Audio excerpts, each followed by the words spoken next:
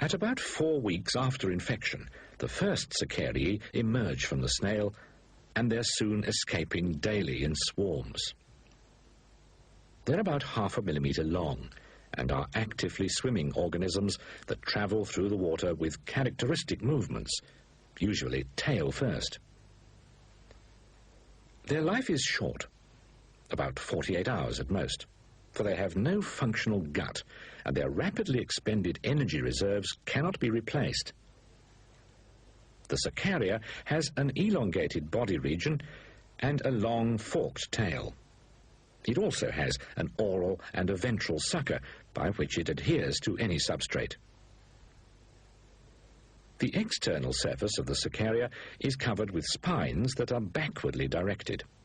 These help it to penetrate the skin of its next host, since they ensure that the organism can only travel in a forward direction. Each Cercaria has a secretory complex comprising 3 types of unicellular glands which open through the oral sucker. This electron micrograph shows the folded gland openings. The glands contain powerful proteolytic enzymes which help the Cercaria to digest its way through the skin of the host.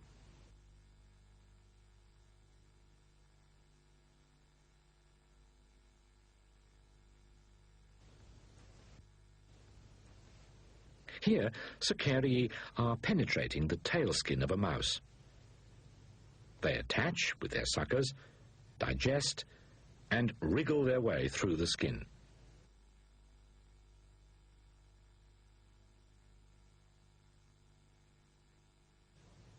Once the body is inside, the tail drops off but remains active. The parasite, now called the schistosomulum, is safely within its new host. The sequence is now repeated in diagram. A Cercaria attaches and makes a hole in the epidermis. It deepens the aperture and enters it by elongating its body. Shedding its tail, it migrates through the dermis and fat layer, where it turns, seeking a blood vessel.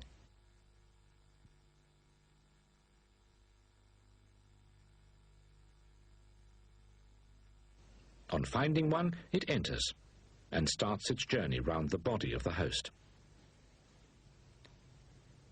It's carried in the bloodstream first to the lungs.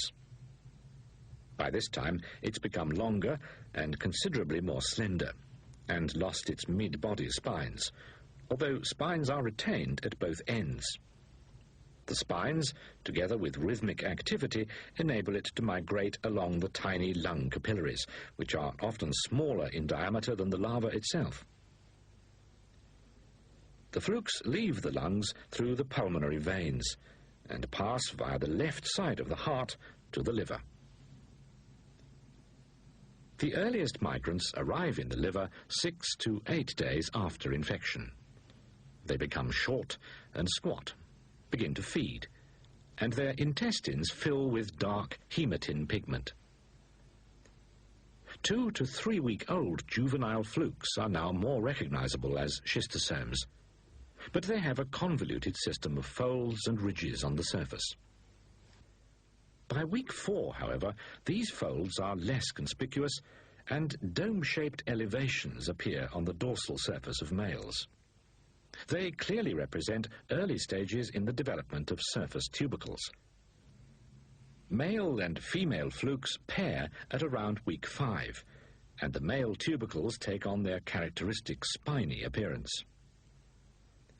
The paired flukes migrate through the portal vein to the mesenteric veins, and egg-laying begins. That completes the life cycle of the schistosome. We now have some observations on one of the most intriguing features of the life cycle, the transition from free-swimming Cercaria to parasitic schistosomulum. The Cercaria has to adapt very rapidly to its move from fresh water to body fluid, a temperature change of about 20 degrees, and a hostile environment. The most dramatic changes take place at the outer surface of the Cercaria. This is a diagrammatic section through a Cercaria. The surface is spiny and totally covered by a typical three-layered membrane. The outer layer is the glycocalyx. This is an electron micrograph of the three-layered membrane. Under the membrane is the tegument, a syncytium with no cell walls. Its nuclei are located in deeper cell bodies joined to the tegument by narrow, twisted connections. These are layers of muscle cells. This is how the section appears under the electron microscope. When the cercaria enters the tissues of its new host, large numbers of membranous secretion granules are synthesized in the subtegumental cells and pass up into the tegument. The bodies join together and then connect with the surface of the larva to liberate their membranes to the exterior.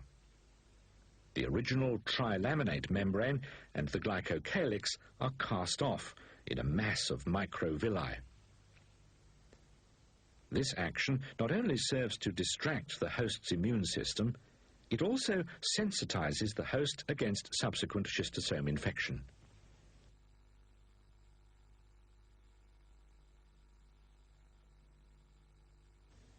The parasite rapidly covers itself with a new 7-layered membrane derived from the membranous bodies.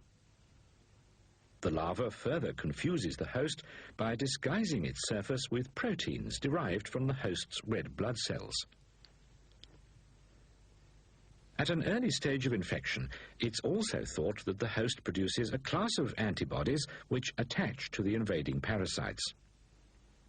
Their function is rather puzzling, in that they're not aggressive towards the parasite.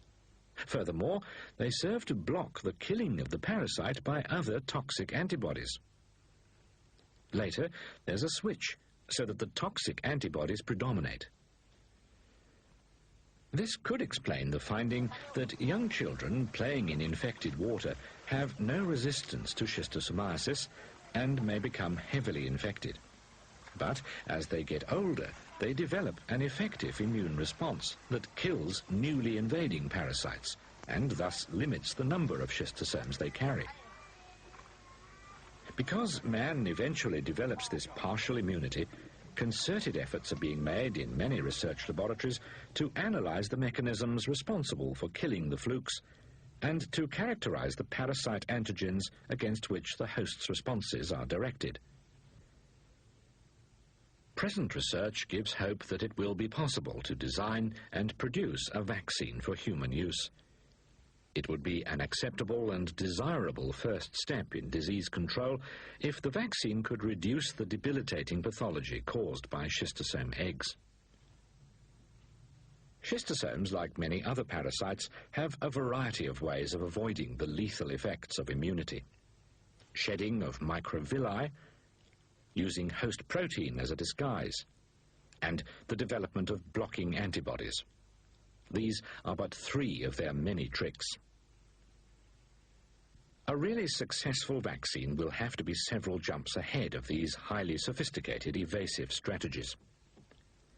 Until that time comes, we must rely on improved standards of hygiene to break the life cycle of the parasite and drugs to reduce the infection.